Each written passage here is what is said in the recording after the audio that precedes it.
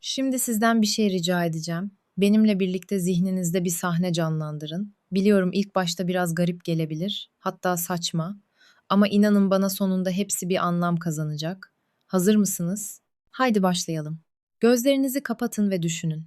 Orta Asya'nın o uçsuz bucaksız bozkırlarında üzerinde geleneksel uzun bir elbise olan genç bir kız duruyor.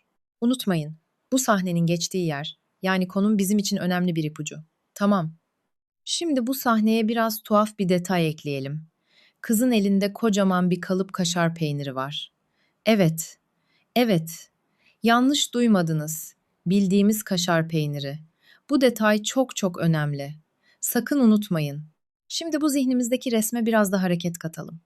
Gökyüzünden yavaşça lapa lapa kar taneleri inmeye başlıyor. Bu kar taneleri hem kızın saçlarına hem de elindeki o garip kaşar peynirine usulca konuyor. Ve işte en can alıcı nokta. Düşen o kar taneleri var ya, kızın kaşlarının üzerinde ve peynirin yüzeyinde pırıl pırıl parlıyor. Ama öyle böyle değil. Sanki birer ışıltılı inci gibi göz alıcı bir parlaklığa sahipler. Bu tuhaf ama capcanlı sahneyi aklınızda tutun olur mu? Peki az önce kurduğumuz bu absürt sahnenin anlamı ne olabilir? Aslında bu tamamen bir şifre. Şimdi hep birlikte bu hafıza kodunun parçalarını birleştireceğiz ve şifreyi tıkır tıkır çözeceğiz. İşte şifrenin ilk parçası. Gerçekten çok zekice. Sahnedeki kızın kaşı ve elindeki kaşar peyniri. Bu iki kelimeyi birleştirdiğinizde ne çıkıyor ortaya? Kaşgar. Gördünüz mü?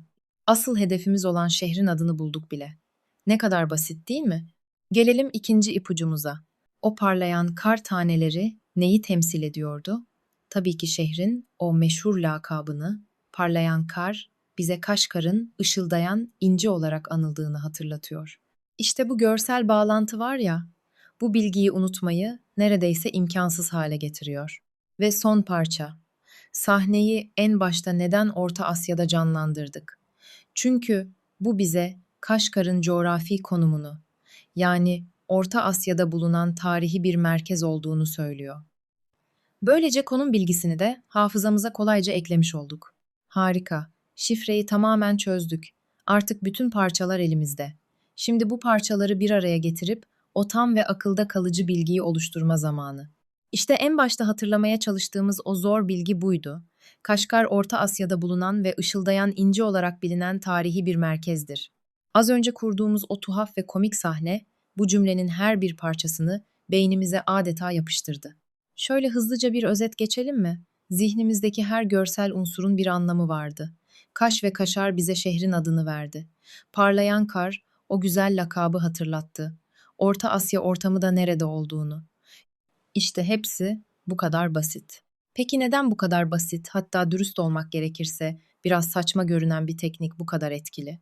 Bu son bölümde bu yöntemin arkasındaki o inanılmaz bilişsel gücü ve bunu kendi hayatınızda nasıl kullanabileceğinizi konuşalım. Bu yöntemin işe yaramasının sırrı aslında beynimizin çalışma şekliyle doğrudan alakalı. Beynimiz kuru ve sıkıcı listeler yerine görsel, duygu dolu, tuhaf, komik hikayeleri hatırlamaya programlıdır adeta. Yani bir bilgiyi hatırlamak için kendinize Kaşgar örneğindeki gibi absürt bir zihin sineması yaratın. Unutmayın, sahne ne kadar garip, ne kadar komik veya beklenmedik olursa o kadar iyi. Bu beyninize sağlam bir kanca atar.